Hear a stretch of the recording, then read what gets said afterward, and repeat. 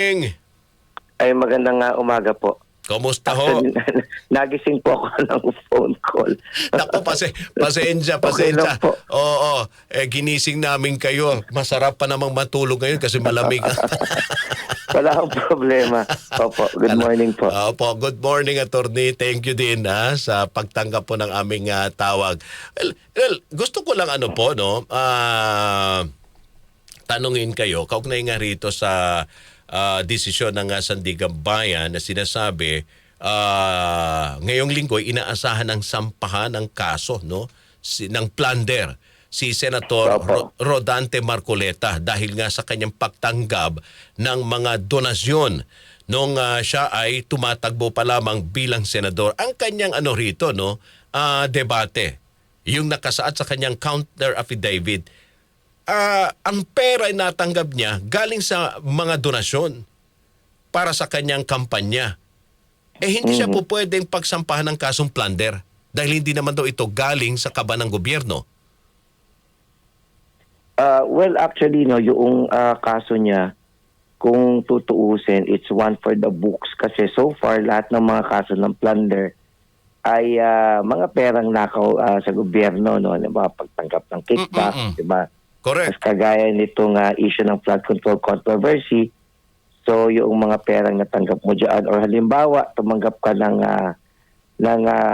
pera na kahit hindi galing sa pera ng gobyerno, ay galing sa taong bayan dahil meron silang nilalakad, halimbawa na isang pabor na maaari mong ibigay by reason of your office. Ang naging issue lang kasi technically, if you look at the plunder law, yung receipt of money by reason of office, pasok yan sa Corrupt and Graft Practices Act. So, halimbawa, kung ikaw ay isang nagtatrabaho sa gobyerno, tumanggap ka ng regalo, hindi ba? So, that in itself is already a violation of the law. Kung tignan mo yung plunder, it consists of several crimes involving graft. Na ang difference lang kasi yung threshold, mas malaki yung perang nakuha mo. That's why you convert it into plunder. So kaya yung kaso niya, it's really a gray area. Okay. Kasi kung matandaan natin, una siyang inuusig dito sa election offense, hindi ba? Correct. Dahil siya ay tumanggap ng donasyon. At ang kanya namang sinasabi, teka, why should I be held liable for something the donation was received at the time that I was not a candidate yet, which of course is true kasi nagiging kandidato ka lang naman once the campaign period kicks in. Exactly. So kaya di ba sabi ng COMELEC wala siyang kaso. Napaka-enterprising ng ombudsman, naisip nila, teka muna, ganun ba? Tumanggap ka ng pera by reason of your office, hindi ba? Ngayon kung tatanungin mo ako, sa tingin ko that plunder case should fail precisely because although pumapasok siya sa Corrupt and Graft Practices Act, the manner in which it was the money was received was not really motivated by him was not really motivated by him being a congressman. Kasi pag sinabing by reason of your office, binigyan ka ng regalo bagamat wala ka pang nagagawa dahil sa pagiging congressman mo. Ito sa tingin ko, binigay yung pera. Hindi dahil sa pagiging congressman niya, dahil tatakbo siya. And it was even given by people who basically are his friends, di ba? Pero naman syempre, opinion ko lang ito dahil wala pang Supreme Court decision on the matter. Napapaano kung ganitong sitwasyon, hindi ba? So, yun yung magiging problema niya rito. What hurts him most is the fact na hindi niya kakampi yung gobyerno. Okay. Di ba? Ganun talaga. Sa gobyerno, yung administrasyon. Talagang ganun. It is what it is. Mas lalo na dun sa usapin ng SALN.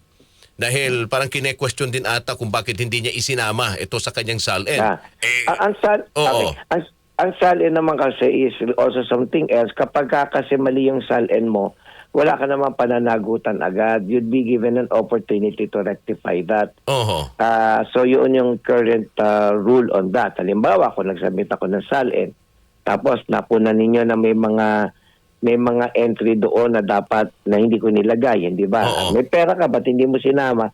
I can still be given an opportunity to basically rectify that. And besides, yung Salian in itself naman ay napakaliit na kaso kumpara dito sa plunder. Oo. Ito talaga, it was really a calculated ploy to cripple him, di ba? I'm not saying walang cause of action ng ombudsman. Sabi ko nga, debatable to, it's a gray area. Mhm. Kaya lang, dahil syempre, hindi niya kakampi ang administrasyon, nahanapan siya ng butas. Mhm. Kasi the way I see it, the administration has passed this proverbial point of no return.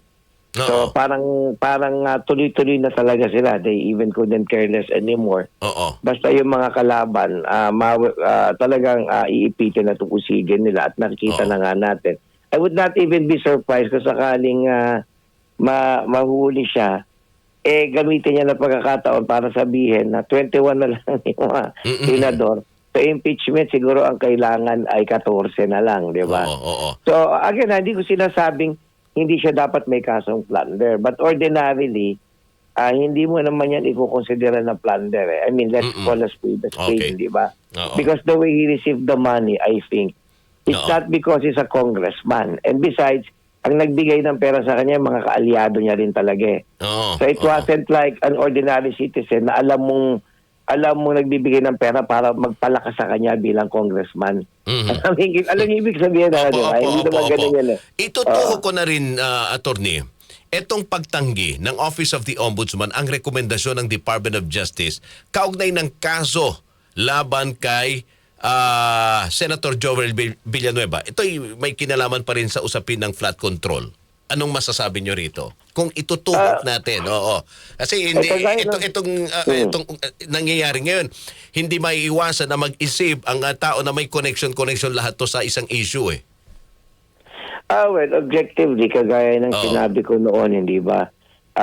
At sa maraming interview, wala naman taong maniniwala na lumipat si Joel dahil mahal niya yung bansa o dahil gusto niya ng katahimikan o gusto niya ng ma-stabilize ang Senado. No? Alam naman natin ang kapalit niyan ay yung kaso na kinakaharap niya because a few weeks ago, the Ombudsman was adamant in saying na hinug na, no? Right na for filing yung kaso laban sa kanya. And then in a sudden twist, kumbaga reversal of fortune, biglang ang sabi ng Ombudsman, hindi nila tinanggap yung rekomendasyon ng DOJ at pag-aaralan nilang muli. Ibig sabihin, di wala siyang kaso. Yun lang naman yung plain and simple. Kasi kung titignan mo ako naman minatyagan ko yung presentasyon ng mga ebidensya laban sa mga sangkot sa flood control. Kung ano yung presentasyon ng ebidensya laban sa kanya, ganun din yung presentasyon ng ebidensya laban kay Jinggoy bakit si Jinggoy nakakulong na, hindi ba? Lahat naman tayo nasubaybayan naman natin yung mga testimonya laban sa kanilang dalawa Correct. Kasama si Chis Escudero, nanood tayo ng Blue Ribbon Committee. Diba, nasaksihan natin yung mga witnesses na nag-submit ng affidavits, nabasa natin sa dyaryo, yun naman ang kanilang mga affidavits. Kung tutuusin niya, mas mabigat pa nga yung kaso mas mabigat pa nga yung ebidensya laban kay Joel kumpara dito kay Jinggoy. Kasi yung kay Jinggoy, basically si Yusek Bernardo ang nagsasabi lang talaga, di ba? That of course, pinatutuhanan din ni Alcantara. Pero dito kay Joel, mas mabigat yung mga testigong humarap. Tapos naalala mo, although hindi pa na-authenticate yun, pero naalala mo, meron pa silang na-present na parang yung nabubura na didelete na message na screenshot nila na may usapan pa talaga, may conversation. I'm not saying guilty si Jinggoy or guilty si Joel. Hindi yun yung puntos ko. Ang point ko lang, kung titignan mo yung ebidensya sa kanya, kung tutuusin, mas solid dapat kung para kay Jinggoy. And yet, nakulong si Jinggoy. Sa kanya, bakit biglang hindi tinanggap ang rekomendasyon at kailangan pag-aralan pa? And what's even weird about it, yung sa DOJ talaga, nag-umpisa ang investigasyon niya nung ang sekretarya pa, yung ombudsman mismo. Hindi ba? Tapos biglang sabi ng ombudsman ngayon, hindi ko tinatanggap yung rekomendasyon ng DOJ na inumpisa ng investigasyon na yan nung siya pa mismo yung sekretary. Hindi ba? So, alam na natin. Siyempre, si ombudsman, he also has to find a way to basically justify kung bakit wala pang kaso laban sa kanya. Alright. Attorney, maraming salamat at pasensya, ginising namin kayo. Oo nga po, hindi na ako makatulog uli. As in, yung pag-usap ko sa inyo, kagising na, nagising ko pala. Maraming salamat po, sir. Sige At po. sa ating po mga tagapakinig. Pwede na po Salamat kayo po. magkape, attorney.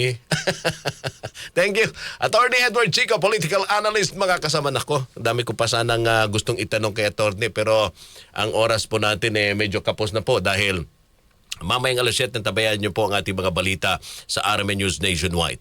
Alright, dito muna tayo sitwasyon sa Liwasang Bonifacio sa Maynila. Nandyan nakaantabay si Excel Radyoman Eman Mortega kung saan mayroon din pong nangyaring pagtitipon. Mana, kumusta na dyan sa Liwasang Bonifacio, Maynila sa mga oras na ito, lalo ng traffic? Magandang Radyo Magod. Sa ngayon, maayos pa rin naman yung dali ng traffic o bagamat pa pabago-bago yung lagay ng panahon, patuloy pa rin na dumadagsa rito yung mga sinasabing mga membro na mga kasama natin dyan sa Iglesia ni Cristo INC. Base yan sa impormasyon mula sa Manila Police District o MPD. Sa ngayon, Radyo Magod, makikita mo sa aking likuran, patuloy silang nanonood ng ipinapalabas ng mga music video sa dalawang malalaking screen kung saan yung tapat mismo ng Philippine Postal Central Office pansamantalang isarara dahil sa pagtatayo nga nila ng malaking entablado. Para naman Radyo Magod na masiguro yung kapayapaan at yung seguridad dito, bantay sarado ng Manila Police District yung ginagawa